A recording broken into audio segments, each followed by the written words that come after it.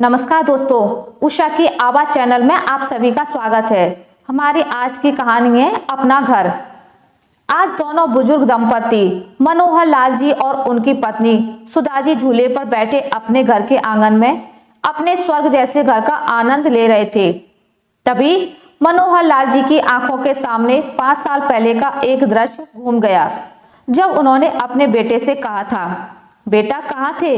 हफ्ता भर हो गया तुमसे बिना बात हुए। तुम्हारी माँ कितनी बेचैन है, तुम तो जानते ही हो। जब तक तुम दोनों भाई बहनों से तुम्हारी माँ की बात नहीं हो जाती, वो बेचैन ही रहती है। अभिषेक घर कब आएगा? अदिति से कब बात हो पाएगी? बच्चों के बिना घर सा नहीं लगता जी। बस यही रट लगाई रखती है। बेटा मैं भी अब थक चुका हूँ, सच कहता हूँ। अब हमसे यह बाग जमीन और इतना बड़ा घर अकेले नहीं संभलता। पिछले साल तो तुम कह रहे थे कि बस कुछ ही दिनों की बात है, तुम अपना ट्रांसफर यहीं भारत में ले लोगे, पर तुम तो अब विदेश के ही होकर रह गए हो। अब अदिति तुम्हारी बहन भी अपने पति के साथ विदेश में ही बसना चाह रही है। क्या बूढ़े माँ बाप के प्रति तुम्हारा या तुम्हारी बहन का कोई कर्तव्य नहीं? क्या तुम्हारा फर्ज नहीं बनता कि अपने माँ बाप को बुढ़ापे में यूं अकेला नहीं करें? जरा इस बात पर भी तो ध्यान दो कि तुम्हारी माँ की तबीयत जरा सी देर में ही खराब हो जाती है। दिल की मरीज जो है, कौन उसे डॉक्टर को दिखाए, कौन साथ लेकर जाए, यह तो अब तुम्हें ही सोचना पड़ेगा। इस पर अभिषेक ने कहा, पापा आप माँ को समझाओ। माँ कोई छोटी बच्ची तो है नहीं कि दिन भर उनसे ही बातें करते रहें।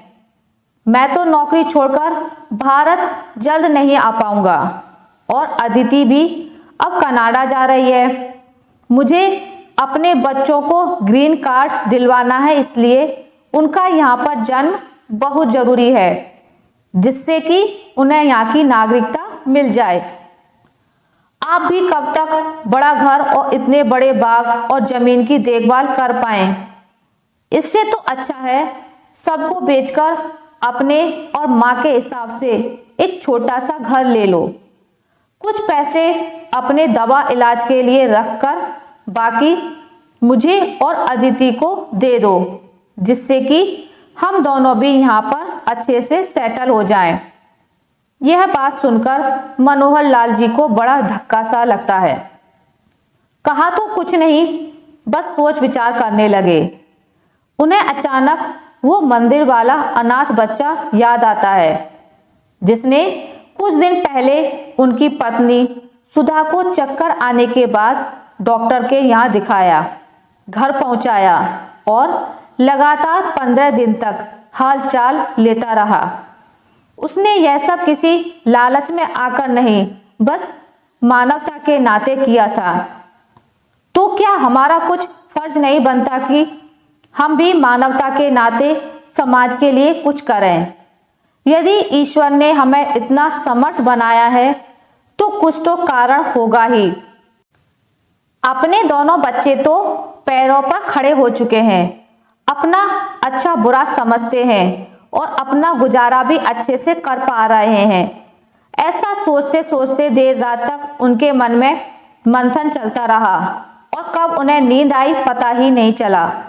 अगली सुबह जब उनकी पत्नी सुधा जी ने उन्हें उठाया तो उन्होंने सुधा जी से कहा, मैं तुमसे कुछ सलाह मशवरा करना चाहता हूँ, जरा यहाँ बैठो। तो उन्होंने सारी बात अपनी पत्नी को समझाई। कहा, इस बार जब बच्चे दीपावली पर घर आएंगे तो हमें हमारा निर्णय सुनाना है। सुधा जी ने भी थोड़ा झिझकते हुए अपनी सहमति दे दी, पर मनोहर लाल जी से एक सवाल पूछा, क्या हम फिर अपने दोनों बच्चों को कुछ नहीं दे पाएंगे? इस पर मनोहर जी ने कहा, तुम इस बात की फिक्र मत करो, दोनों को देने के बाद भी हमारे पास काफी कुछ है, जिससे हम समाज के लिए, मानवता के लिए काफी कुछ कर सकते हैं। फिर जल्द ही कुछ दिनों में उन्होंने अपने बाग का एक बड़ा सा हिस्सा बेचकर अपना घर स्वर्ग नाम से एक घर बनवाया, जहां कोई भी अनाथ बच्चा, कोई भी वृद्ध बुजुर्ग रहने आ सकता था। जिसका इस दुनिया में सब कुछ अपना होते हुए भी सहारा देने वाला कोई ना हो।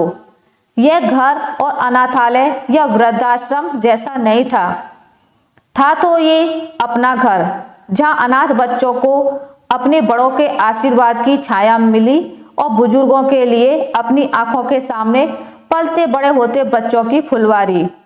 जहां अनाथ बच्चों को बड़ों का मार्गदर्शन, उनका अनुभव मिला, वहीं बुजुर्गों को इन बच्चों का सहारा और इनका साथ मिला। अब सचमुच उनका अपना घर स्वर्ग था, जहां चैन और सुकून के दिन रात कटते थे। आशा करती हूँ आपको मेरी आज की कहानी अच्छी लगी होगी। अगर आपको मेरी ये कहानी अच्छी लगी है तो इसे लाइक करें, ज़्यादा से ज़्यादा शेयर करें, और अगर आप मेरे चैनल पर नए हैं तो इसे सब्सक्राइब करना ना भूलें। मिलते हैं एक नई कहानी के साथ, तब तक के लिए नमस्कार।